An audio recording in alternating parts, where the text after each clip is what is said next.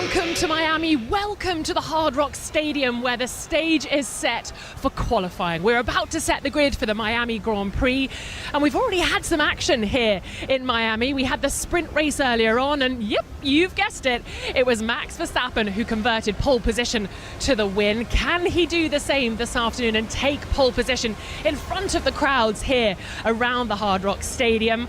Since the sprint race, we've had lots to enjoy. We've had the singer Ed Sheeran performing on stage, wowing the fans.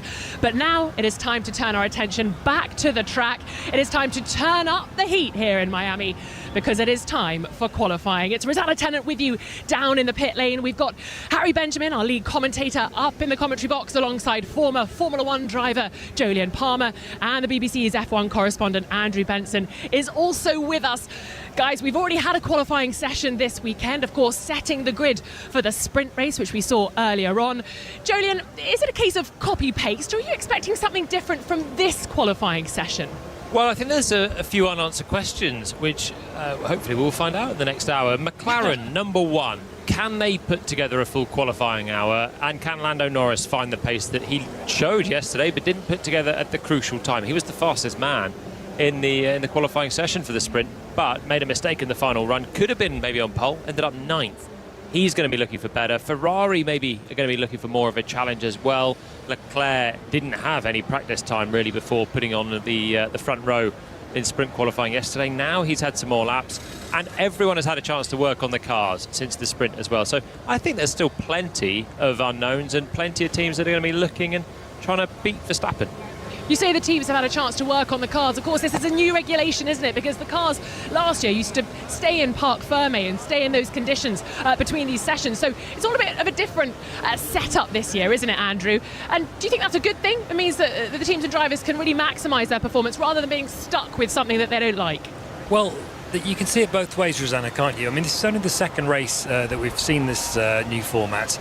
There were pluses to the old one because it could mean that if a team was dominating, and they messed their car setup up in the first practice session, then they were stuck with it for the rest of the weekend. I think that's how we got George Russell winning in Brazil in 2022, for example.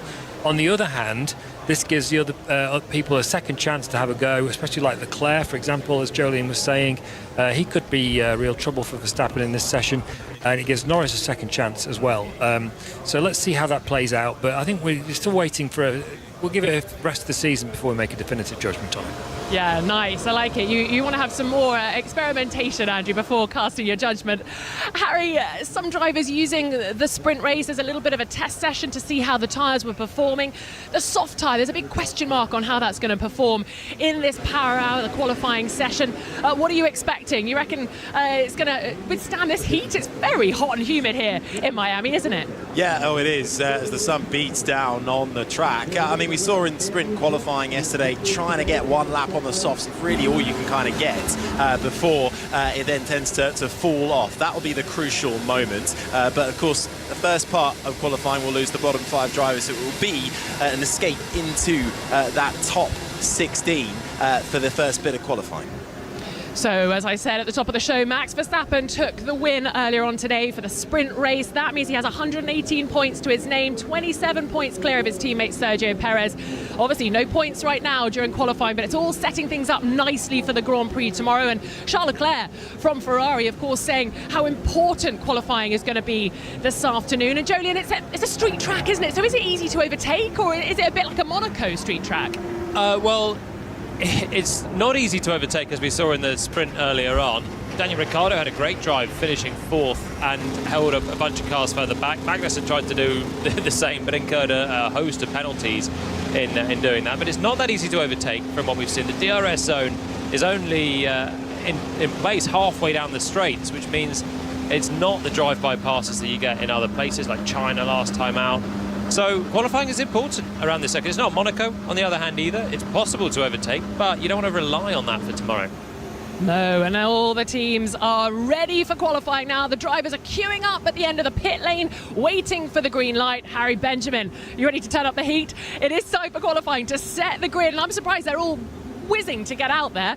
Sometimes they wait, don't they? But they are all raring to go to set the grid for the Miami Grand Prix. Yeah, they all want to get the best track position possible. We're nearly set then for qualifying ahead of the Miami Grand Prix. 18 minutes and counting. Green light on at the end of the pit lane. There's no need to turn up the heat. It's plenty hot enough in Miami around this international autodrome. 3.36 miles, just over 5.4 kilometers, 19 corners, 7 to the right and 12 to the left. We're on the southeastern coastline of Florida in the Sunshine City, and the sun is certainly shining down as we get set to form the grid for Sunday's Grand Prix. This has been the host of the second sprint of the season, but that is all done and dusted now. It is full focus on the Grand Prix, which will take place tomorrow. You can hear that in the full from 8:30 in the evening across 5 Live. But, Jolien, first laps will come on the board shortly. We've seen in the past, in previous qualifyings, the likes of Charles Leclerc finding the wall. You need to try and get that bank lap in early doors. Yeah, of course, yeah. You need to try and alleviate a little bit of pressure. You never know when there could be a yellow flag late in the day, especially on these sort of street circuits with the walls lining the track. Traffic was a bit of an issue in Q1 yesterday as well. Valtteri Bottas was penalised for nearly crashing into Oscar Piastri. It was such an egregious impeding for Bottas. Everyone is trundling out the pits together. There's still cars. You can hear just idling in the pit lane, trying to get out on circuit and find a bit of space. And the first cars out there are going to trip over them. Logan Sargent almost coming through to start a lap. Yeah, cars still making their way out. This is the sound of Carlos Sainz just teetering out of the pit lane. So let's head over to Rosanna for an update. Well, good news for McLaren fans. Lando Norris, who spun out early on in the sprint race, McLaren have confirmed that they have managed to fix his car, so he is good to go for this session.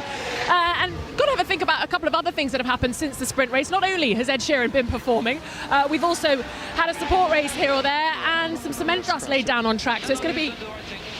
We will report them. They should have a penalty. That's Daniel Ricciardo's radio. A little bit of traffic in the pit lane, not great for the drivers as they are, as you say, Harry, teetering out onto track. But yes, track could be a little bit slippy. We know track evolution's high here. And also, just a word on the conditions. Yes, beautifully hot, humid, sunny, but quite breezy as well. And that's obviously going to affect things. These cars are so sensitive, especially the Williams. We always say that, don't we? But yeah, a pretty windy day here in Miami. Thanks, Rosanna. Yeah, Logan Sargent, the American home hero on his first opening laps under the sun. Just worth noting as well that that incident that the team radio was referring to, Daniel Ricciardo, it was Zhou Guanyu in the Sauber that just slid forward into the fast lane and caused Ricciardo to hit the brakes. That has been referred to race control and has been noted and has actually just been updated to being investigated after this session. Yeah, it was as they were stationary and queuing to get out of the pit, so it was just about trying to find your place in the queue. Occasionally we've seen the last few races that can be a moment. Didn't look like there was a lot in it to me, to be honest, but obviously RB on the back of a nice 4th place with Ricciardo, trying to dob in another team and give them a penalty. Sargent bails out of his lap at the end of his first run. This is the sound of Lewis Hamilton on his first flyer, making his way through turn 13, then the steep incline through the slow chicane of 14 and 15, bounces over the curbs, couple of steers on the wheel to get it through the left-hander onto that long 1.1 kilometre back straight. Fastest lap times coming in so far. Hulkenberg up there with a 1:28.9, but slowly getting into this qualifying session. Lewis Hamilton, who's had a best qualifying of 6th around this track back in 2022, makes his way to the end of the braking zone, peeks out through the left and right-handers that finish off this lap and will take the line. DRS Open, fastest lap in these early stages, a 1:28.8 after a frustrating sprint race for the 7-time champion. It didn't look like there was a lot of grip out there for Hamilton on that lap. It was wide at the apex at the final corner and slithering a little bit through the lower speed as well. So the track's going to rubber in all the way through, as we're expecting, and they're all on the soft tyres. This time yesterday, medium tyres were enforced for SQ1, SQ2. Now everyone has more laps to get a handle on these softs that cause a few head scratches after SQ3. Verstappen thought he'd done a mediocre lap, to take pole. Ricciardo didn't think he'd done great, but was fourth. Norris knew he'd done badly and ended up ninth. No one could get a handle on the soft tyres. I think that's why everyone's gone out very quickly, done slow out laps. And they've got to try and work out what sort of temperatures, how to drive these soft tyres, not just on the flying lap, but also on the out lap. Fastest lap from Carlos Sainz, a 1:28.1. This is the sound of his teammate Charles Leclerc on his opening gambit. Makes his way to the line. Can't quite pip his teammate in these early stages. Johnny, how impressed are you with Charles Leclerc this weekend, considering he didn't really have any free practice session? He did very well, but we know he's got one lap pace. I think he's feeling a little bit of pressure as well because of the start of the season that Carlos Sainz has had, and he knew that he needed to respond. Had a bit of a shocker in the 1 hour of practice, spun straight away, but did what Charles Leclerc does in qualifying yesterday and hooked it up. He was even talking about it afterwards, Jolie. In fact, he wasn't even asked, but he volunteered it himself, that people have been talking about his performances in qualifying, beaten by Carlos Sainz in a couple of races. It was only like a couple of races, it wasn't like a big deal. But he was feeling the pressure, and he said it was good to be able to shut people up as a consequence of that. But of course, he could easily have found himself in the same position again, because he dropped it on his first lap basically in practice, and that's how he was in that situation of not having any practice for qualifying. But he did well as a result to dig out a second place and have a really consummate sprint race as well earlier on, finishing second, splitting the two Red Bulls. Ferrari's 1 and 2 to start this Q1, and it is now Sainz back ahead of Leclerc. And overall, I've actually been really impressed with Sainz, as much as people are saying, oh, maybe Leclerc's lost it slightly and Sainz is right there. You've got to say it's impressive what Sainz is doing in the Ferrari to be putting the pressure on Charles Leclerc as well after 5.5 races. That didn't sound very out of the pits, the clutch. Stand by with that. That's Max Verstappen on the radio. They didn't sound very good out of the pits, referring to the clutch. Verstappen, who's not been quite at ease, which, well, even though he did, set pole and take the sprint race win, it hasn't been the smoothest of weekends for Red Bull and Max Verstappen compared to every other weekend. No, he's had to work a little bit for it, but it's not been smooth for many of his rivals either. Mercedes, awful so far this weekend. Neither driver making it into the top 10 in qualifying yesterday. Neither driver scoring a point. Hamilton in the wars at the first corner and then speeding in the pit lane earlier on. So they're not in the mix. Just spoken about Charles Leclerc having a spin and missing practice. We have covered off Lando Norris. Aston Martin are both in the wars earlier on as well. So whilst it's not been plain sailing for Verstappen, he's had probably a better run of it than all of his rivals.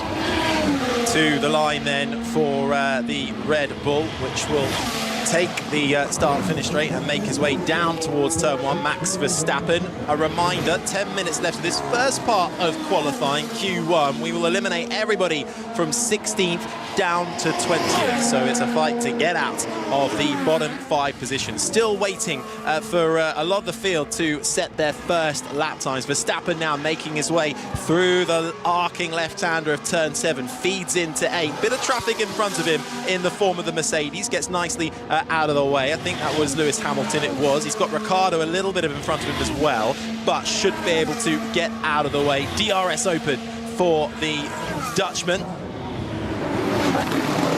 Into the left-hander of turn 11. Saw a lot of moves there during the sprint, but what the sprint did identify, Jolien, was that qualifying is going to be crucial because overtaking is not easy here. No, there's two very long straights. Verstappen just exits turn 16 and heads on to the second of 2, and then there's the start-finish straight as well, which is not short either. So there's 3 DRS chances, but the DRS zones are quite a long way down that straight, and slipstreaming and the DRS didn't seem to be all that powerful in making the move. So qualifying more crucial than we might have suspected heading towards this circuit. Verstappen very quick on this lap as well. Fastest middle sector for him. Track getting better, and Verstappen goes to the top. 1:28.023 from the reigning champion, Sainz, Leclerc, Perez, Bottas, who just comes across the line now in the Sauber, gets himself up into the top 5 in these early stages. Still waiting for lap times for the likes of Gasly, Joe and Sargent. Yeah, that Bottas lap just shows that the track is coming to the cars now as well. Bottas up to 5th in a Sauber. Now, he was one of the drivers that was out in Q1 yesterday. Both Saubers, both Williams and Pierre Gasly trying to find a bit of form around this place, trying to find something closer to a top 10 start and sneak a point for their campaigns, they've got a bit of work to do. Logan Sargent, one of them, crosses the line and does the fastest final sector of anyone. The track is really coming good. He did that yesterday as well, did Logan Sargent. Unfortunately, this time last year, could only manage 20th and last on the grid. Had a tough sprint qualifying as well, in a time where Logan Sargent and his future is coming under more and more scrutiny, hoping that the home crowd will spur him on to a good result at the moment. Sargent 11th, but you're right, the track evolution gripping up all the time. Stroll just goes up to 6th, Hulkenberg is 5th, Hamilton fastest of anybody in the first sector. Joe Guan Yu's at a decent first sector as well. The two Alpines out there, personal best for them. Sainz and Leclerc, the two Ferraris as well, going for another lap as Alonso goes up to 6th. Yeah, the time's tumbling. 7.5 minutes left on the clock. You've got Hulkenberg 5th, Stroll up to 7th, Bottas still 8th. Ocon finding time, Gasly finding time, the two Alpines that were struggling to get out of Q1 earlier in the season, starting to find a little bit more pace. Ocon's making a regular appearances in Q2 now. He'll be aiming for the same again. Hamilton comes through and goes 3rd, the two Alpines behind, Gasly only 15th, and Ocon chasing him over the line. Has beaten his teammate every single qualifying so far this year, goes up to 7th. That's a great lap from Ocon. Esteban Ocon, in an upgraded Alpine as well, is having quite a good time of it, representative to where Alpine are at the moment, which is on the back foot, but Ocon absolutely wringing the neck of that Alpine. Tell you who's to watch out for. Lando Norris most likely should have taken pole position for the sprint qualifying, for the sprint race today, but for a mistake in the qualifying session, a heavily upgraded McLaren has seemingly found a lot of lap time. Piastri also has the upgrade as well, but only 50% of it, and is showing well too. Piastri on a lap, currently down in 13th. This is the sound of Lando Norris, who is currently in 16th, but looking to rapidly rise up the order. He's 14 thousandths down, though, on Sainz in the middle sector. Yeah, so Sainz has just hit the top spot ahead of Verstappen and Leclerc. Hamilton 4th, and they're all separated by less than a quarter of a second, so it's tight. Piastri now jumps up into 3rd in the other McLaren. Now Norris accelerates out of the final corner, brings it flat out to the left through 18. Turn 19 as they come past our commentary box is a flat out right with the DRS open, and Norris jumps to 2nd. A 1:28.017, less than a tenth between Sainz and Norris in these early stages of qualifying. Everybody from 16th downwards will be eliminated in the next 5.5 minutes. That's currently Sargent, Gasly, Magnussen, Joe and Albon. No unusual suspects there, but they'll all get another go in these closing stages. And, as we've just seen a replay, Jolien, tell you what, was that the RB of Daniel Ricciardo finding the wall?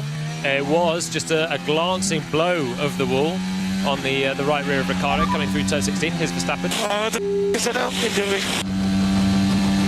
So that was Verstappen bemoaning a bit of traffic through the first sector. He also had a little bit of tape or something stuck on his front left wishbone, it looked like, that was flailing around.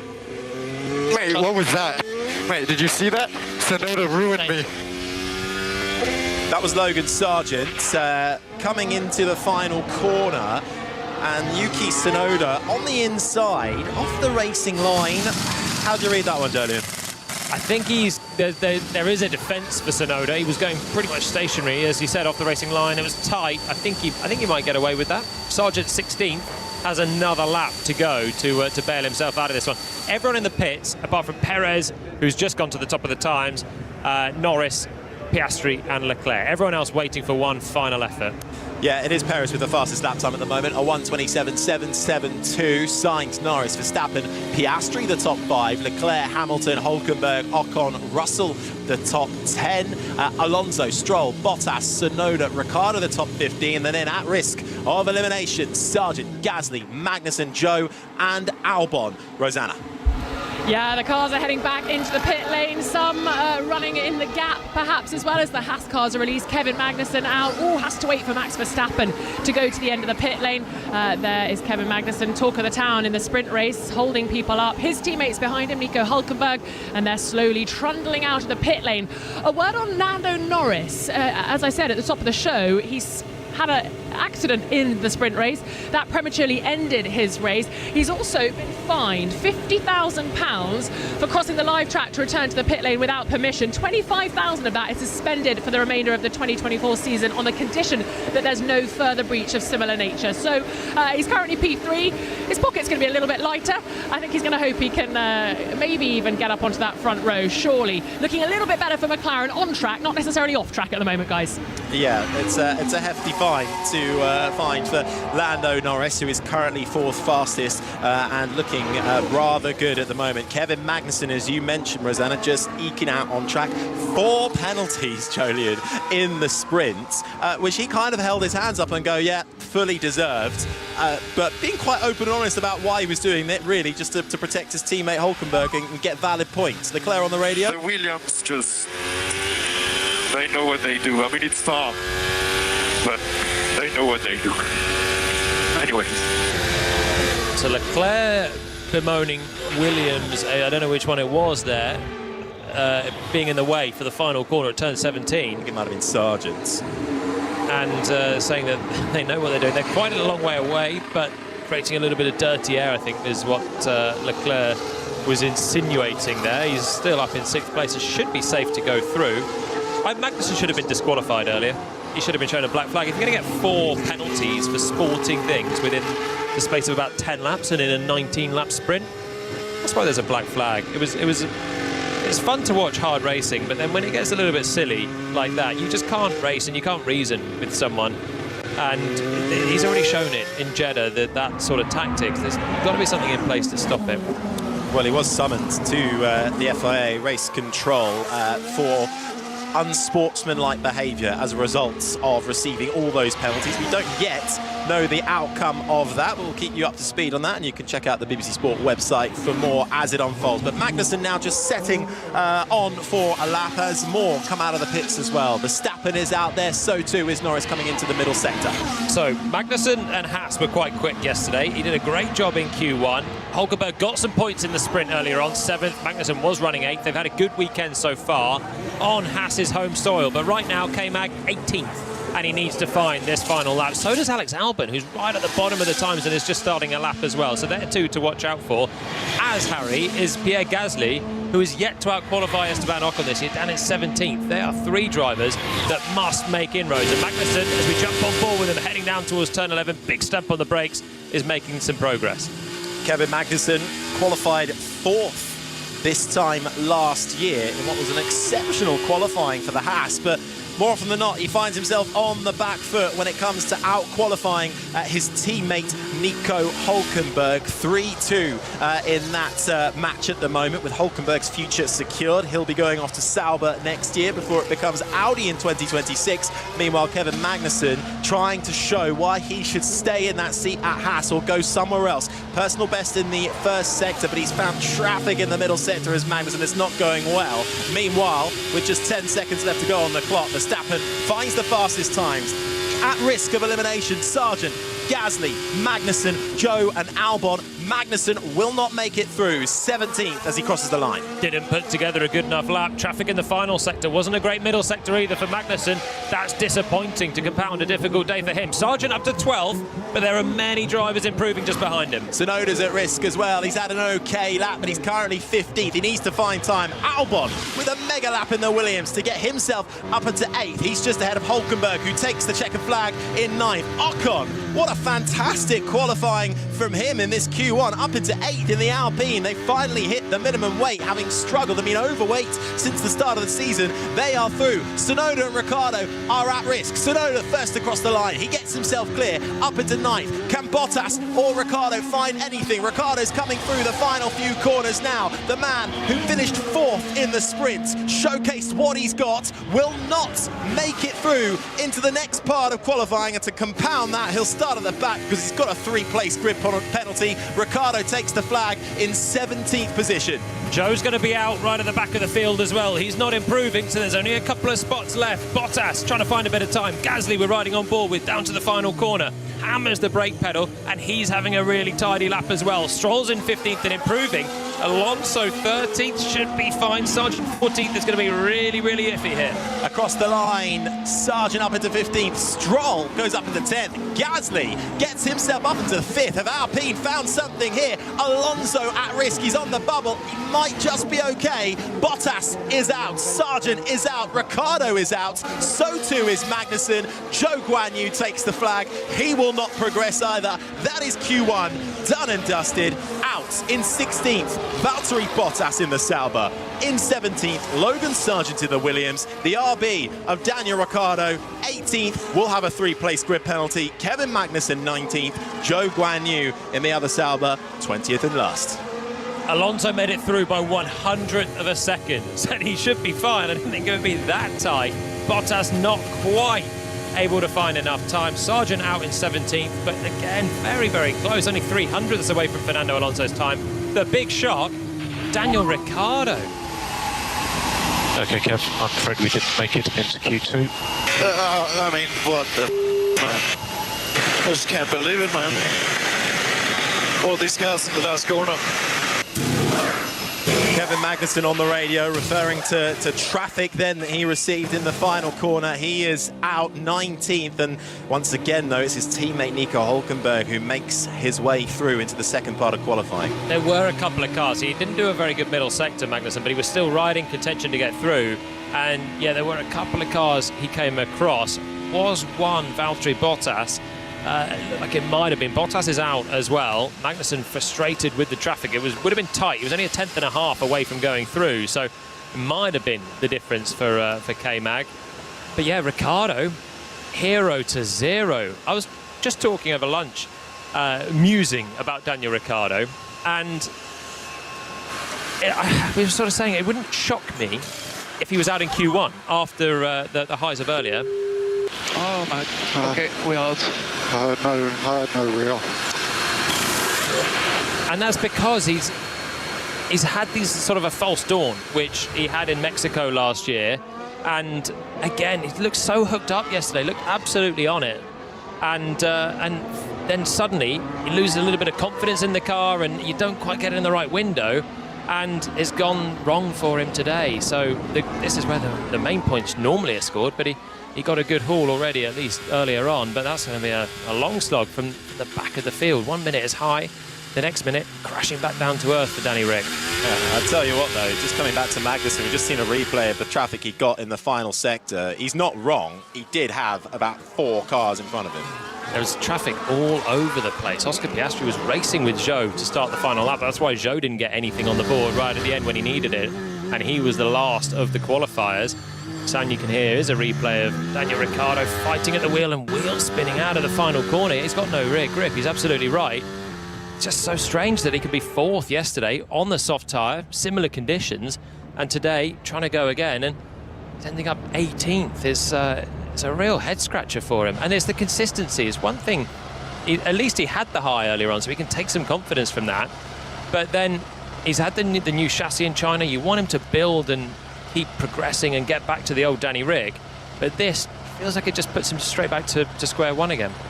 Yeah, meanwhile his teammate does go through and manages to extend his lead in the qualifying head-to-heads, 5-1 in the favour of Yuki Tsunoda. While we wait to get Q2 underway, Andrew, what have you learned? What have you picked up from that first session? What's lit up your eyes?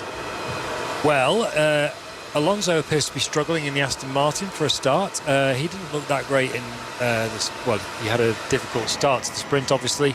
Stuck at the back, didn't qualify that well yesterday. Wasn't that quick in that first session, so that's something. The Mercedes are still basically nowhere, 8th and 9th, Russell and Hamilton. So I would imagine one of the stories of the next session, Q2, is going to be whether they can make it through or not. Leclerc, you would expect to be higher than 7th. And Verstappen looks like, I'm afraid, he's going to take pole position. It'll be tough to come back on your mat. Stay tuned though, guys, stay tuned. Those are the voices of the BBC F1 correspondent Andrew Benson, the former Formula 1 driver, Jolyon Palmer, and down patrolling pit lane is Rosanna Tennant. That makes me sound very official, Harry. I like it. Well, we've seen as well that the stewards are going to take a look at Zhou Guanyu, a difficult qualifying session for him, finishing plumb last. At the start of the session, we saw him pushing into the queue in front of Daniel Ricciardo. We heard Ricciardo on the radio, didn't we? Complaining about that. That was at the start of the session. Zhou has also been investigated for crossing the pit lane exit. So the stewards are going to be taking a good old look at the Sauber driver after the session. So plenty going on in the stewards room. And I have to say, as we listen to Logan Sargent's radio. Are we good? Come on, please tell me we're in. We P16. Oh, what a shame. Disappointing stuff for the home hero, of course, Logan Sargent from Florida, the US. So he was hoping for more, I'm sure, this weekend. The stewards are busy looking at Zhou's behaviour, but also my email box is being flooded by emails from the FIA about Kevin Magnussen. A couple of emails thus far about gaining the advantage by leaving the track. So I'm sure we'll have an update fairly soon as to what the stewards decided when it came to his unsportsmanlike behaviour. Was he unsportsmanlike or wasn't he? I'm sure we'll find out soon. Thanks, Rosanna, as we get ready for the next part of qualifying. In fact, the green light is already on at the end of the pit lane. No one in a mad rush to get out. Just 15 drivers remain, and this time it'll be everybody from 11th down to 15th who will be out of this session. Jolyon, worth picking up just from that Q1. Alpine, have they suddenly found something? They brought an upgrade, in China? Both cars through. Well, they are reportedly on the weight limit for the first time this year at this race, and they were meant to be, or supposedly, up to 10, 11 kilos overweight at the start of the year. Now, that's worth a good few tenths. And if they've managed to shed weight in a quick move, then upgraded package, new floor, and they've managed to just lose that weight in such a tight field, if they can find 2 tenths, 3 tenths, then that would launch you up the field. In fact, if Esteban Ocon, who was just 11th place, was 3 tenths further back, he'd have been out in 17th. So that's how tight the field is, and tenths make a difference, and weight is just pure lap time. If they've shifted that amongst trying to find a bit of downforce and the rest of the upgrades, the weight is such a big thing for them, and it transforms their fortunes. It was a great start for them. Gasly up in 5th. Referenced it already a couple of times. He's not had a decent qualifying so far this year. He's been out-qualified by his teammate every time. And this time, suddenly a little bit more confidence.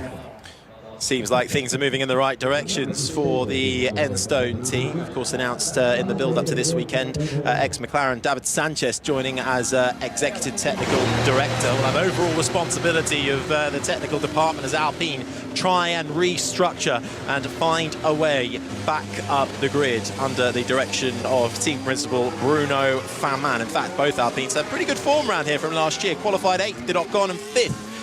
For Gasly too, as we finally get some action in the pit lane. Cars being released almost exactly at the same time. Perez in front of Verstappen, then comes Lando Norris in the McLaren, heading up his teammate Oscar Piastri. So what do we think, Jolly, we're going to see for this session? Is it 2 laps, push, or a break in the middle? It'll be the tyres are good for 1 lap. They're all going out in unison right now. 1 lap, they'll come back in and they'll bolt on another set of soft tyres if they need them, which pretty much everyone will, and they'll go again right at the end. Well, the grandstand's absolutely packed out here in Miami for the 3rd running of the Miami Grand Prix, the first of 3 visits to the United States for Formula One. We'll, of course, go to Austin, Texas later on in the year, and Las Vegas will host its 2nd Grand Prix in the new Strip circuit. 11 minutes and 50 seconds on the clock, counting down. 7 cars making their way out already onto the track. The remainder all coming out of the pit lane now. And the 2 Ferraris, the Azzurro blue Ferraris, they've got blue strips on the front nose and on the rear wing as well, as actually they overtake each other coming out of the pit lane exit. I think that's signs in front of Leclerc coming out and feeding into the exit of turn 1. That looked orchestrated, as only now it's Sainz Leclerc behind. and Sainz. So Leclerc's gone through, and that looked like it was Sainz getting out of the way for Leclerc, giving him the first position on the track between those two. Why would they do that? Probably just something that they've had in plan before the weekend. You can pick up a little bit of a slipstream if you're further back, and it's just simply a case of which car's going to go ahead, which car's going to be behind, and teams are very regimented with which way you want to go, and it is, in relation to slipstreaming, not a massive thing around this circuit, even though there's some long straights with DRS, but other places it is more significant. We've seen it quite a few times in the past. This is the sound the Mercedes of Lewis Hamilton, cruising, absolutely cruising round on his outlap. Now you've got to go so slowly on the outlap. The tyre temperatures are critical. You've got to get them really low and make sure these soft tyres stay in then for the whole lap of a flying lap. And Mercedes are a team that have got to prove something, got to find something, because this time yesterday neither of the two drivers, Russell and Hamilton, made it into the top 10, so they're going to be two to watch out for in this. 10 minutes, just over that then, remaining of this Q2 session. The second part of qualifying will eliminate everybody down from 11th to 15th. First lap times being set currently. Everybody peeling out of the pit lane on that out lap, and now first laps commencing. Max Verstappen making his way through turn 7 and 8. Lando Norris embarking as well in the first sector. Norris in an upgraded McLaren, finding lots of pace, was punted out of the sprint race in turn 1. We didn't get to see what that McLaren had in any kind of race trim, but certainly in one lap pace, Norris had it in bounds. Didn't quite showcase it in the end during the sprint qualifying. Gets another go now for the big points on offer for the Grand Prix on Sunday. Verstappen then just negotiating a little bit of traffic in the form of the Williams of Alex Albon as he makes his way up through the slow chicane of 14 and 15 and now finds himself on that long 1.28 kilometre back straight. DRS will get activated. The rear wing slot will open up before he slams on the brake, and it shuts under that braking. It's okay, it's a good lap so far from Verstappen, but Lando Norris is finding more time in the middle sector. Perez going quickly as well in the other Red Bull. Verstappen though, round the final corner, his opening gambit, a 1:27.972. So he's lost a little bit of pace compared to what he did in Q1. Norris didn't do a great first set, but he does a very good middle, and the best of all in the final sector. He goes to the top of the times. Just behind him is his teammate, and Oscar Piastri now goes ahead. Piastri to the top of the times with a 1:27.7. Norris second, Verstappen, Tsunoda, Perez the top 5. Lap times coming in all the time though. Everybody from 11th down to 15th will be eliminated. Leclerc in the Ferrari is flying on his first opening lap. Fastest of anybody in the first sector and in the middle sector. Sainz not able to match him, and across the line as Charles Leclerc just crosses the line to go fastest in this second part of qualifying. The big names we've already lost. Daniel Ricciardo, who finished the sprint race early today in 4th, out in 18th. The second part of qualifying happening now. Lando Norris in an upgraded McLaren, looking very quick. Might be a challenge for Verstappen, but he looks good at the moment. Thank you for that. Well, we just had a little dive into 5 Live. So 7.5 minutes left of this Q2 session. Leclerc is fastest, Piastri second, Norris, Sainz, Verstappen the top 5, Tsunoda, Perez, Russell, Ocon, Hamilton the top 10, and then at risk of elimination, Stroll, Alonso, as we still wait for the first gambits from Gasly, who pops himself up into 9th. Albon as well needs to come through with a lap time. He's in the final sector at the moment. And Nico Hülkenberg, we know how good he is over one lap, and he proves that straight away. He goes 6th fastest, does the Hulk.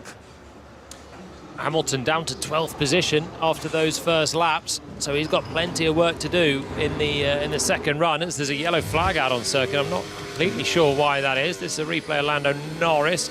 The sound you can hear, just clattering over the curbs a little bit in the middle sector, but that didn't cost him too much time. He still was quite quick in that sector, just didn't hook it up in the first part.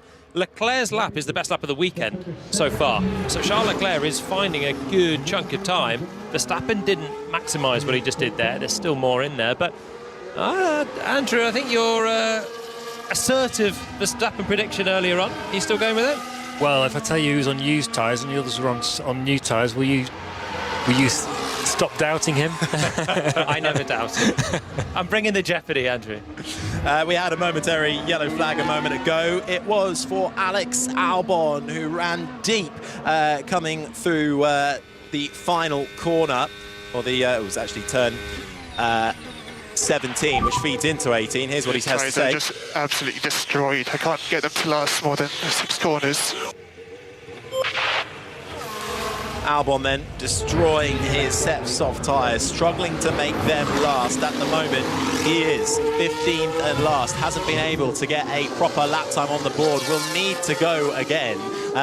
At risk of elimination. Pierre Gasly is 10th on the bubble, just in front of his teammate Esteban Ocon. This is proving to be a good session for the Alpine drivers, who are showing a turn in form. Then comes Hamilton in 12th, Stroll 13th, Alonso 14th, and Albon, who is embarking, finishing off his lap, will need to go again. So we've got Hamilton at risk of elimination. His teammate Russell is up in 9th. The two Aston Martins seem to be struggling as well. They had a decent sprint qualifying, but at the moment find themselves down in 13th and 14th. And Stroll ahead of Alonso, which he was in the sprint qualifying as well. So Alonso isn't too happy with the Aston Martin cars so far this weekend, it seems. There's opportunities out there with Aston Martin struggling. Hamilton's still not finding the right balance in his Mercedes. Russell barely finding much more in the other, down in 9th position. There's big opportunities out there for some. Hulkenberg has already picked up a couple of points this weekend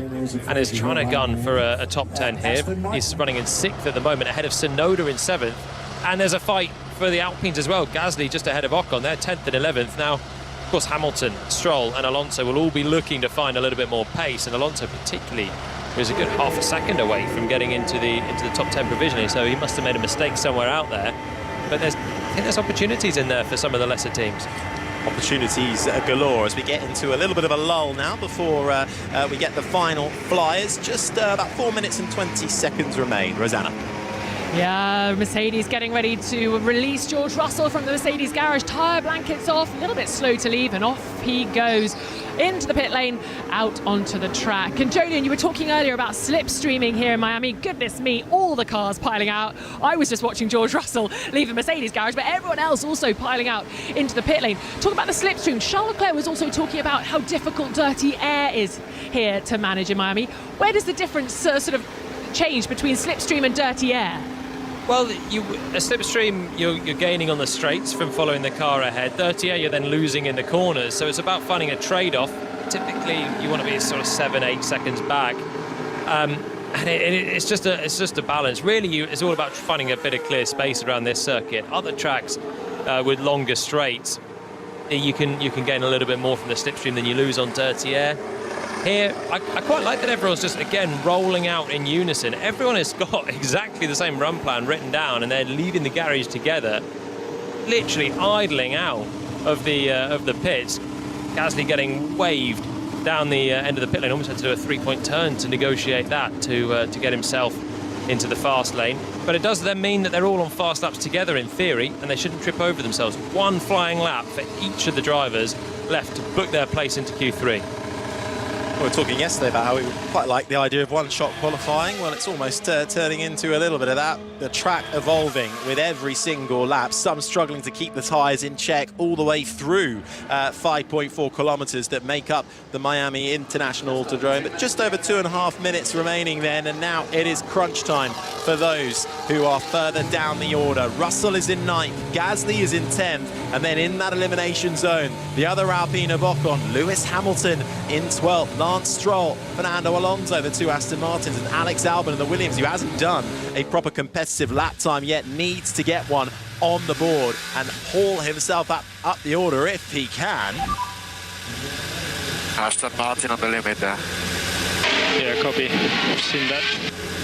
Charles Leclerc on the radio referring to the Aston Martin being released into the path of his Ferrari in the pit lane. Leclerc's had a few skirmishes in the pit lane so far today. That was a nothing. I don't think the stewards, they've had plenty to deal with Kevin Magnussen earlier on. I don't think they're going to trouble themselves with that one as the Aston Martin was released ahead. So pressure on Perez, also in 8th, who, like Verstappen, has just run a used tyre so far. That's left him with a little bit of work to do. Needs to get a clean lap in, cannot afford a mistake or to trip over someone with a yellow flag as well. Perez 8th, Russell 9th, under pressure. Gasly at the moment has done a great job in 10th. If he can stay there, that'll be superb from him. And then those behind need to find a bit of pace, and not a huge amount to shuffle their way into the top 10.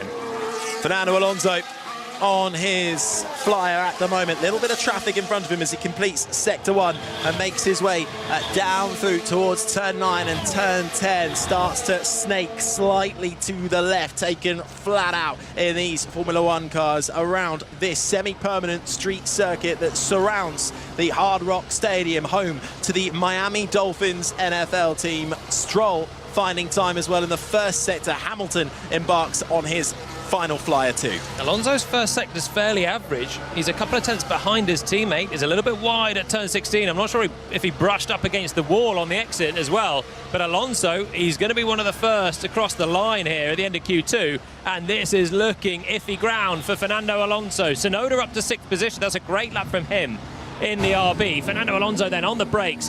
Gets around a bit of traffic, takes 2 turns at getting it into turn 17. Now he can drive towards the line, Harry. This is going to be tight. Fernando Alonso currently down in 14th, qualified 2nd back in 2023, crosses the line, and he will not make it through into Q3. Alonso takes the line, 13th fastest. What can his teammate do? Lance Stroll following round into the final sector now. Stroll in the sister Aston Martin does get through into Q3. It's roles reversed down at Aston Martin. Stroll up into 9th. Hamilton finding pace. Hamilton with a really decent lap so far. Here is the Brit, the 7-time champ, driving towards the line. He's down in 13th. He's got to put it together. Wow. Up to 2nd place. What a lap from Lewis Hamilton in the closing stages of qualifying. Who's on the bubble now? Stroll gets put down to 10th. Russell is down in 11th at the moment. So is Gasly. Ocon. Alonso won't get another go. Albon down in 15th. Russell does improve. Gets himself up into 8th. We look to the 2 Alpines. Been going well so far. Not great lap for Gasly. He's struggling on this lap. Ocon not great in the first sector. Better in the middle sector. Albon really only getting this one flyer to find himself up the order. Can he do it across the line for Ocon first? It's 13th only for the Frenchman behind his teammate. This the sound though of Alex Albon in the Williams. The Williams has been good in the final sector. He's 10th.5 down on Nico Hülkenberg, who is through and in 10th position on the bubble right now for a place in Q3. Albon 15th. He's got to find a little bit of time. He's got to find a lot in essentially one corner of the final sector. Here he comes through the left, flashes through the right, opens the DRS. Albon to the line, it's only enough for 14th. He pips Fernando Alonso. Gasly took the line as well. 12th fastest for him behind Stroll. Hülkenberg just makes it through up into Q3 in 10th. Hülkenberg continues his run of form of getting into 11 Q3 since the beginning of last season. Out then in Q2, 11th for the Aston Martin of Lance Stroll. 12th for the Alpine of Pierre Gasly and his teammate Esteban Ocon behind him in 13th. The Williams of Alex Albon in 14th and Fernando Alonso in the Aston Martin 15th. 2 tenths separating 10th to 15th. Really, really close around that. Small margins of the order of the day in this season around the midfield, if not the front of the pack. But I think Alpine will be happy, 12th and 13th. Gasly will be happy out-qualifying his teammate for the first time this season. Aston Martin are going to be the team really wondering what on earth is going on this weekend. Alonso, great form in qualifying last time out in China, top 3 in the wet and the dry, 15th, and pretty slow on both laps there. Aston Martin have brought upgrades this weekend as well, but with both cars out in Q2, Fernando Alonso has up until this point reached Q3 at every race this season. That now comes to an end. So, at the end of that session, Verstappen bolted on a set of new tyres finally. Good effort, mate. I was unlucky there. It was very close. It was a good lap at the end. That's the I'm really surprised with the drop from Q1 to Q2, man. Radio to Lance Stroll. You could hear Lance then surprised at the drop, and he actually was slower in Q2 than he was in Q1. Alonso not finding much either. You'd expect to find a little bit more with natural track evolution, but inconsistency of balance then potentially for Aston Martin, not able to put it together. Verstappen on new tyres, not as quick as Charles Leclerc in Q2. There we go, Andrew. There we go. It's game on. I did say at the beginning that Leclerc could challenge Verstappen, didn't I? Oh, we're backtracking now, I think. No, I think I've just... If we say enough things all the time, we're going to be right. cover all your bases. Look, I don't want to put a Debbie Downer on it, right? But we know that even if Leclerc beats Verstappen to pole, Verstappen's still going to walk away in the distance in the race. Jeopardy. There is no jeopardy. He started in ninth Formula last year, didn't he? 2024. Romped it. Leclerc did end up as fastest in that session. Verstappen, Hamilton, Piastri and Perez, the top five. So Perez not able to match his teammate so far in this qualifying session. Right then, we'll get into Q3 shortly. The top 10 shootout, the battle for pole. Before we do that, let's check in with Rosanna. Yeah, I've been having a little listen to what Daniel Ricciardo's been saying. Finished P18, obviously with a penalty for tomorrow's Grand Prix, but he was saying the difference between the tyre sets was huge. Just the total different style of grip he was having to deal with. So a really interesting session for him, and obviously a disappointing one following his sprint race success, finishing P4. I was watching on in the Williams garage as Alex Albon crossed the line to go 14th. They seemed very disappointed. Logan Sargent already out in P17. Albon will start from P14. Disappointing, I think, for the Williams. Not sure. Maybe they were expecting more. I'm not sure if I was. But I'm really impressed with Nico Hülkenberg and Yuki Tsunoda, the remaining Haas, the remaining RB, having a great session, those two drivers. Yuki was 9th in that particular part of the session, and Hülkenberg P10, scraping into the top 10 shootout. So, yeah, a really interesting session coming our way for the final part of qualifying. Thank goodness for Ricciardo there was a sprint this weekend, because otherwise the pressure that he's already under right now heading to Miami, he's had a pretty tough start to the year. China was maybe a slight bit of improvement, but Tsunoda was so out of sorts that it was difficult to get a comparison. And without the sprint, and without seeing Ricciardo at his best again, starting 4th, finishing 4th, running even in the top 3 early on, this would be another bit of a horror show for him. And in 18th and struggling with grip on a set of tyres and not putting it together, while Tsunoda continues and gets all the way through to Q3. We know he can do it from the sprint, but it's got to be just a frustration for him that one day it's going well and the next he's back to Daniel Ricciardo wondering where on earth the pace is compared to his teammate. Well, he was always going to be on the back foot come the Grand Prix because he has this 3-place grid penalty hanging over him from the last time. But suddenly the pressure surely is just massively back on now. How can you suddenly be P4, keeping Carlos Sainz behind you, and then where did he end up? 18th pre-penalty, while teammate Tsunoda up in 9th and flying again. There was 3/10 between them in Q1. There's small margins, and a little bit of grip, bit of a mistake, a slide here or there can make a big difference. But yeah, it's the 3-place grid penalty you've got to blank from your mind when you turn up for a qualifying. He got that for overtaking Hülkenberg under safety car in a sort of bizarre situation in China after he was whacked by Lance Stroll. So you've got to blank that out. He's known he's had that for 2 weeks, and then you've got to turn up, and it's just about going as fast as you can, which is a driver's. I love the feeling of qualifying. It's the car in perfect trim through a weekend, hooking up 19 corners, trying to put all the lap together, no mistakes, no lockups, no slides, and you're not thinking, oh, I've got a penalty, so I'm doomed anyway. It's about giving it your best shot, and if he qualified 4th again, he'd start 7th, and that's a great shot at points.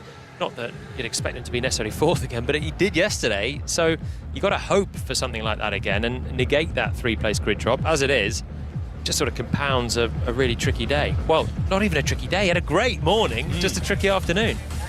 It's been downhill since lunch for Daniel Ricciardo. Tsunoda, his teammate, making it through into Q3 once again, while it's his 4th Q3 appearance of the year, 4th time out of 6. Ricciardo hasn't been able to get through into Q3 in any Grand Prix so far this season. Right, we're almost ready to head back out on track. For 12 minutes, the green light will come on at the end of the pit lane for Q3, and the fight for pole is on. Could anyone upset Max Verstappen? Could he take a 7th consecutive pole position, or could Charles Leclerc cause an upset? Lewis Hamilton had a great end to the lap as well in Q2, ended up 3rd fastest at the end of Q2, and Lando Norris in that upgraded McLaren, well, so far, he hasn't quite shown the blistering pace we saw in sprint qualifying, but you can't rule out that upgraded McLaren. He's going on medium tyres, Norris. That's the tyre set, the compound that he used in qualifying yesterday. He had to use it in SQ2, and it was the fastest time of the whole qualifying yesterday. He's run medium tyres already, and it looks like he's not very happy on the softs. And he's going to go for the mediums with everyone else on the softs, and he's definitely on the mediums, the yellow wall, as he leaves the pits. Everyone else seems to be unanimously deciding the soft is better, as all the theory would suggest, but Norris obviously not feeling very comfortable on the soft tyres.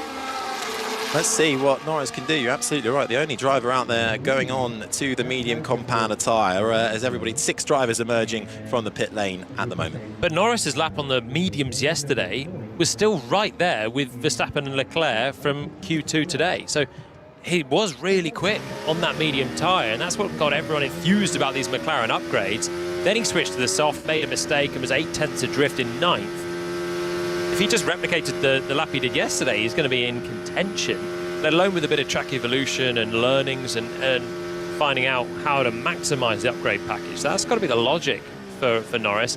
And he'll have another run to chuck on a set of soft tyres if he wants to change plans later on in this Q3. Well, Lando Norris qualified a best 8th here back in 2022. Wasn't the race to be for McLaren, and that was a tough one for them. 17th for him back in 2023. This time last year, that was before, of course, they introduced their big upgrade in Austria, which saw them leap up the field. Just over 10 minutes then remaining of this final part of qualifying as we continue to set the grid for the Miami Grand Prix, which you can hear in full live on BBC Radio 5 Live. Will be on air Sunday, build up from 8:30, lights out from 9 o'clock in the evening, as cars now, 10 of them all out on track, gearing up for their first flies. Lewis Hamilton had a great end to Q2.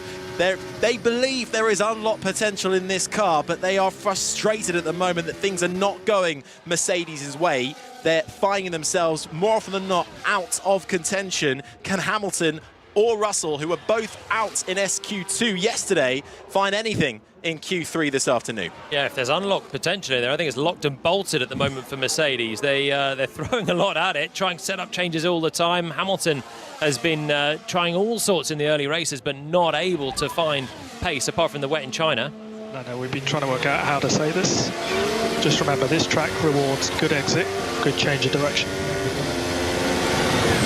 That was Lando Norris's radio, trying to work out how to save us. So this sounds like there is trouble brewing down on Norris's side of the garage. They're not confident. No, I wonder if there's a potential mechanical thing and they're trying to work out how to drive around issues, or if they're just simply missing pace and reminding Lando how to drive. Bizarre call there for Lando on his out lap. Now he's launching into a flying lap. He has been quick, and I think they want to get back to the pace that they showed yesterday.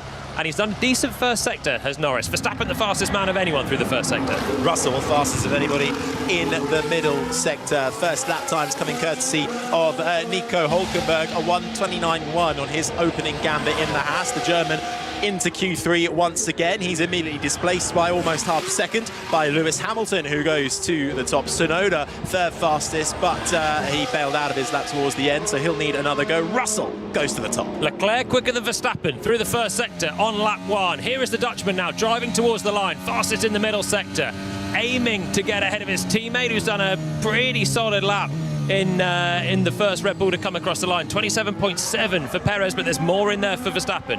Perez fastest so far, 3 tenths between him and Russell, but his teammate fastest of anybody in the middle sector. Round the final corner, takes that provisional pole position by half a second. Verstappen, Perez, Russell, Hamilton, Hülkenberg, the top 5 as we await lap times from the 2 McLarens. Norris on that medium compound tyre goes third fastest, ahead of the Mercedes. But what about the Ferraris? Leclerc, fastest of anybody in the first sector, second fastest at the end of his lap. Carlos Sainz up to third in the other Ferrari, so Verstappen with Leclerc a 10.5 down, Sainz 2 tenths down on the world champion in first position. Then it's half a second in the end back to Sergio Perez, who's left plenty on the table, and in fact Piastri now gets up to fourth.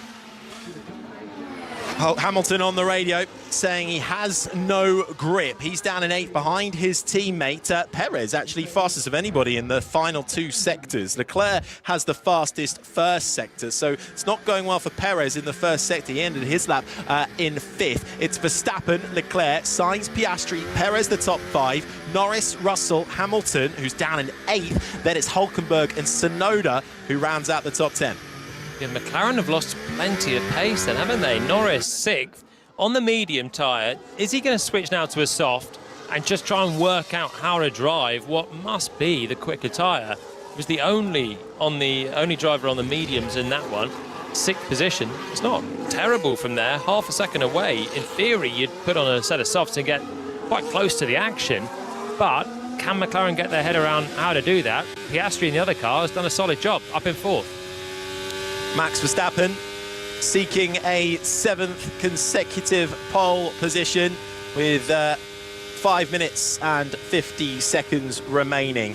It's Verstappen, Leclerc, Sainz, Piastri, Perez. That's the order at the moment. Norris, who's struggling with pace now, down in 6th. Russell and Hamilton, the 2 Mercedes, languish behind in 7th and 8th. Nico Hülkenberg on his opening gambit was 9th. Tsunoda will need another run. On that first run, he's in the 1:30s, so I'm assuming he made a mistake somewhere along the line. 4.5 seconds adrift at the back. So Tsunoda, we should see again trying to fight with mainly Nico Hülkenberg. A really intense fight between those 2 teams at the moment. Haas and RB fighting it out for 6th and 7th in the Constructors' Championship. It's early days, but every point counts at the moment. RB ahead at the moment by 6 points, courtesy of Daniel Ricciardo and Yuki Tsunoda getting into the points in the sprint earlier on today.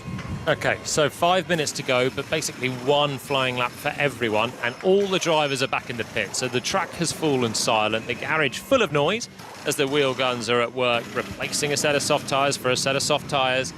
In the case of Lando Norris, replacing a medium for something else, a medium or a soft. And who is in contention for this? Verstappen, provisional pole, 10th and a half clear of Leclerc, who looks to be the main man to challenge him. Was on the front row. That was your front row for the sprint earlier on. And it is, again, with 1 flying lap to go. But Sainz is only 800ths away from Leclerc. It's a decent lap for Carlos Sainz as well, being in the mix. I think McLaren just looked a little bit too far adrift. There's a lot of time for Piastri to find if he wants to join the fight. He needs to find pretty much half a second. Norris is the wild card. Can he put on a set of softs and bring that to life, which might get him towards the sharp end? Or is that as good as he can do right now in 6th position? Perez as well, half a second adrift of his teammate, but he is fastest in the last 2 sectors. So if Perez can get it together in the first sector, he'll be able to find some time as well. Half a second adrift of his teammate. We know he can't match Verstappen like for like, but to have Piastri, Sainz and Leclerc between the 2 Red Bulls is not what Red Bull ordered. No, the pole sitter last year, Sergio Perez here. He's got qualifying form, if not race form. That was a qualifying that was interrupted at the end with Charles Leclerc spinning off into the barriers at turn 7.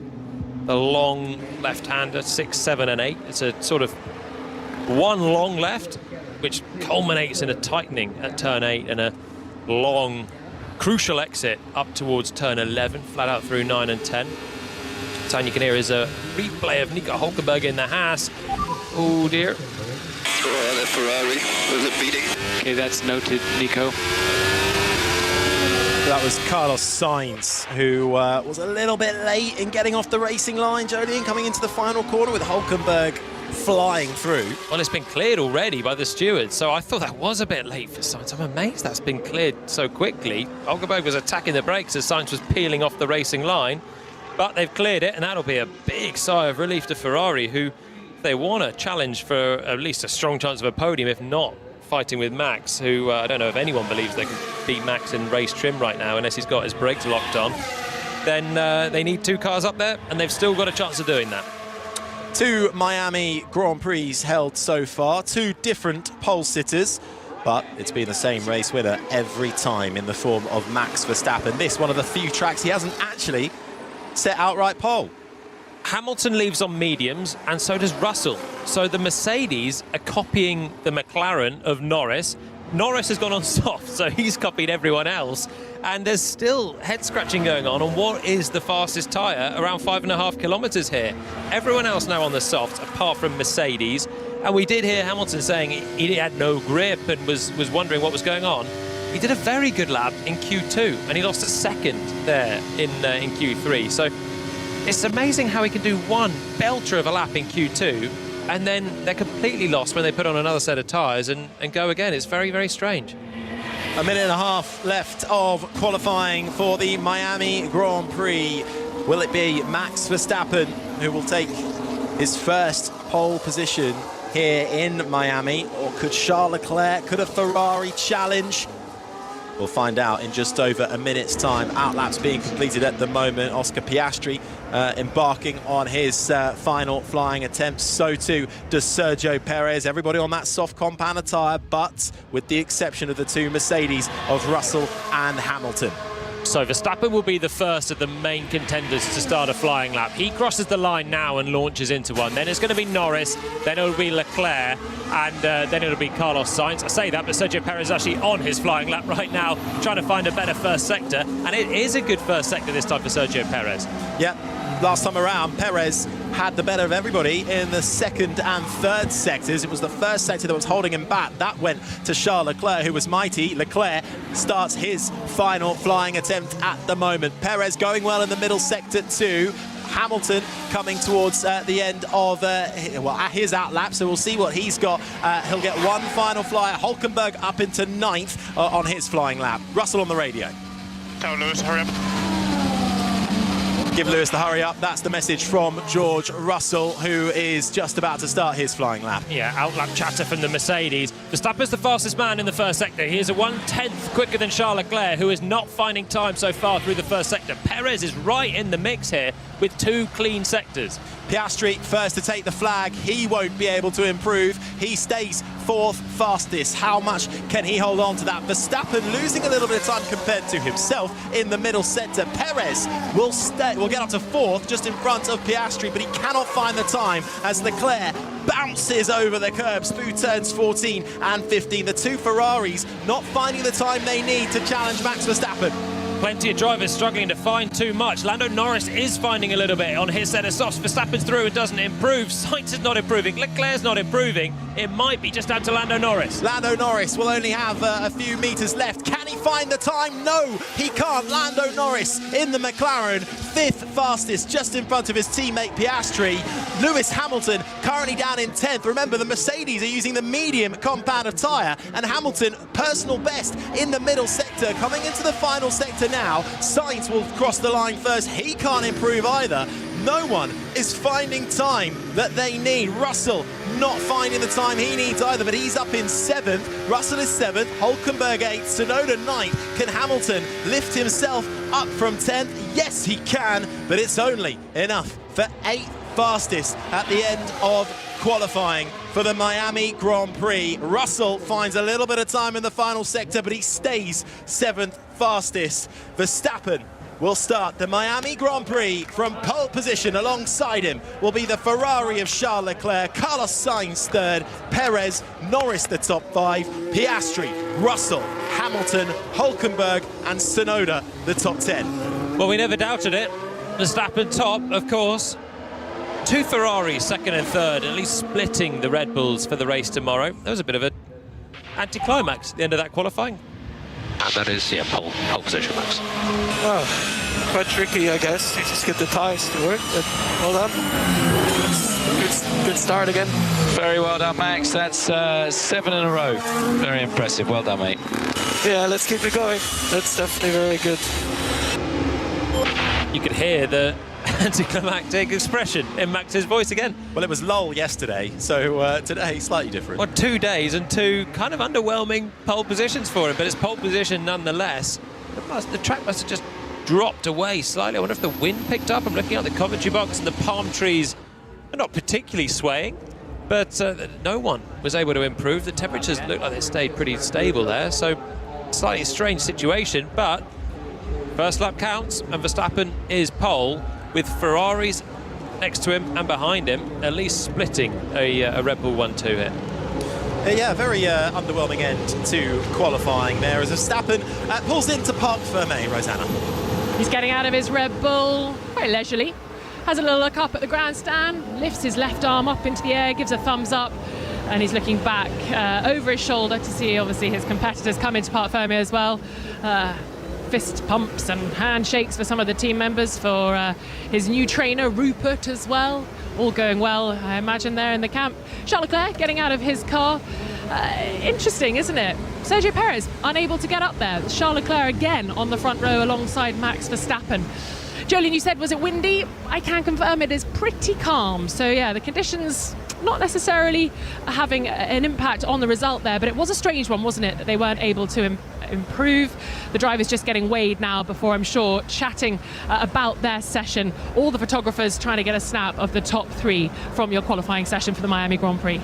Perez did improve on his second lap there. So did Norris. They were 4th and 5th, and they were both quicker than the Ferraris on the last flyer. They've paid the price for not doing a great job on the first lap when the track seemingly was in a better window. And Norris was on the medium tyre at that point. Perez made a mistake in the first sector. They end up only 4th and 5th in this one. Verstappen was still the fastest man on the second flyers, even if he didn't improve. If they had only done one lap, he would have had pole on either one. Max Verstappen, though, once again, fastest of everybody. 7th consecutive pole position. That's the longest streak of his career and the longest since Lewis Hamilton's 7 in a row back in 2015. Charles Leclerc alongside him, them on the front row for the first time since the opening 2 races of the year, and Sainz will line up in 3rd spot. The 2 Ferraris right behind each other. Sainz's highest start since Australia, where he went on to win. Not sure he'll be able to quite find that come the Grand Prix tomorrow, but it is Formula One, it is racing, and anything can happen. And it will be a long, hot race tomorrow, 57 laps, and you can hear it all live on BBC Radio 5 Live from 8:30. Build up, lights out from 9 o'clock, and we'll shortly be able to hear from our pole sitter with James Hinchcliffe.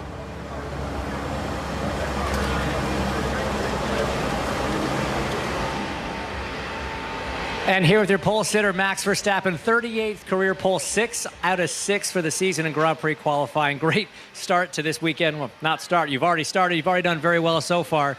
But yesterday, you were surprised in qualifying to get the pole based on how the car felt. Did it feel a little bit better today? It looks pretty hooked up. Yeah, I think we definitely improved the car a bit, but I don't know what it is. Every single year that we come here, I find it extremely difficult to be very consistent with the car feeling, the tire feeling over one lap. It's just super hard to make sure that, let's say, Sector 1 feels good and Sector 3 at the end of the lap. To make that like happen together it's incredibly tough. And again, today, it was really about finding that balance. I think we did okay. I mean, it's not, let's say, the most enjoyable lap out of my career just because of how slippery it is and how, like, you're not very confident on the lap, but we are on pole, and that's, of course, the most important. You controlled the sprint race from the front, had a decent gap at the finish, but you even said maybe not the best car. Do you think you've improved it in race trim as well? It definitely feels a little bit more under control, which I was looking for. So hopefully that will help us out tomorrow, but we'll find out. Start obviously super key here. Charles got a pretty good launch. Have you looked at the start from the sprint race? Are you going to change anything for tomorrow? Yeah, I think we know what we did wrong, what I did wrong as well. So I'm sure that if I do my things correctly and we're just very good with what we do, with what we have been doing in the last few starts, then normally it should be all right. All right, well, congratulations. Best of luck.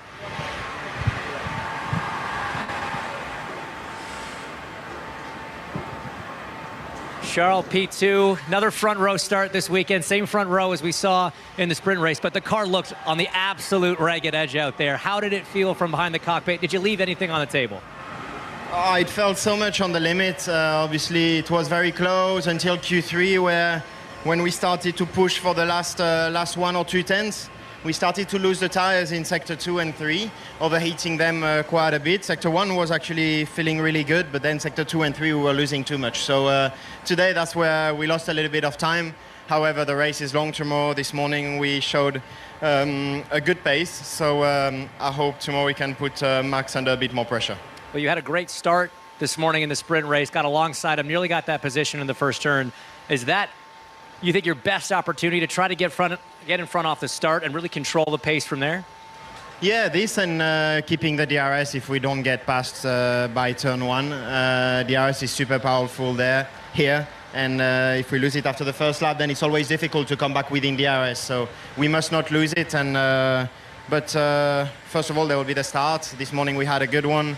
And tomorrow I'll try to have an even better one. All right, best of luck tomorrow. Congratulations on another front row start for Ferrari here in Miami. Third place teammate Carlos Sainz walks up to the cheers of the crowd. Carlos, congrats. Inside of row 2. Decent step up from sprint qualifying. How'd the car feel out there? Yeah, honestly, a bit of a shame about this morning. Couldn't get past Daniel, but I know that the pace was there. I knew that with a clean quali, I could be in the top 3. And yeah, we managed to do some clean laps. It's really tricky around here with the new soft. Every lap is a bit of an adventure. With the wind, you don't know what's going to happen. And keeping all this in mind, the laps were not too bad. You say the wind is an issue here. Also, the temperature is very hot out there. Are you guys concerned at all about tomorrow from inside the cockpit and also from just taking care of the tires? Yeah, it's just you always finish the lap and you feel like you could have gone so much faster having a cleaner lap.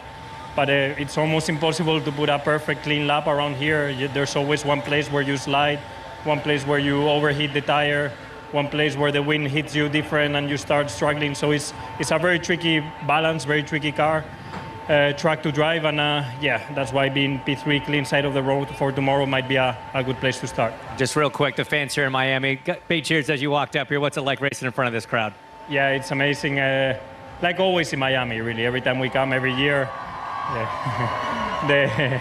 the fans are really, really good energy. They give us good vibes, and yeah, we enjoy coming here a lot. All right, well, congrats on P3, and best of luck in the Grand Prix tomorrow. That was former IndyCar driver James Hinchcliffe asking the questions to your top 3. Let's just recap your top 5 then for tomorrow's Miami Grand Prix. It's Max Verstappen on pole position. He'll line up alongside Charles Leclerc in the Ferrari.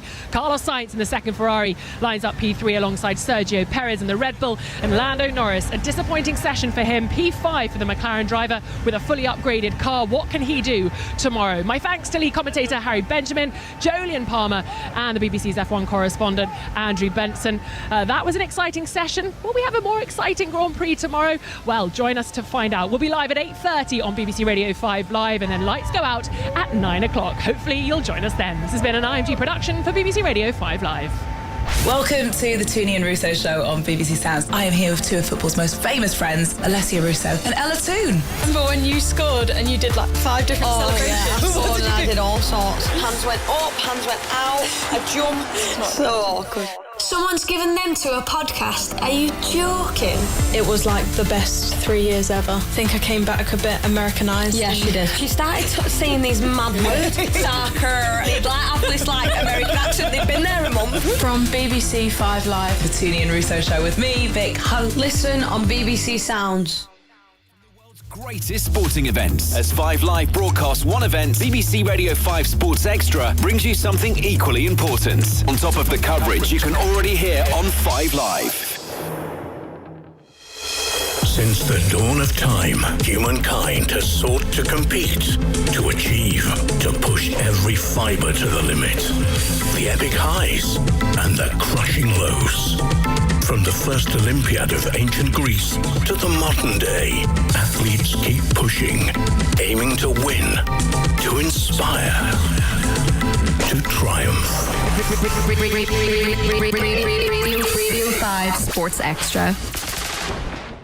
You're listening to BBC Radio 5 Sports Extra. More live sport. Pure live sport. Listen using BBC Sounds. Plus, smart speaker, digital radio and smart TV. Radio 5 Sports Extra brings you more live commentary from the world's greatest sporting events. As 5 Live broadcasts one event, BBC Radio 5 Sports Extra brings you something equally important. On top of the coverage you can already hear on 5 Live.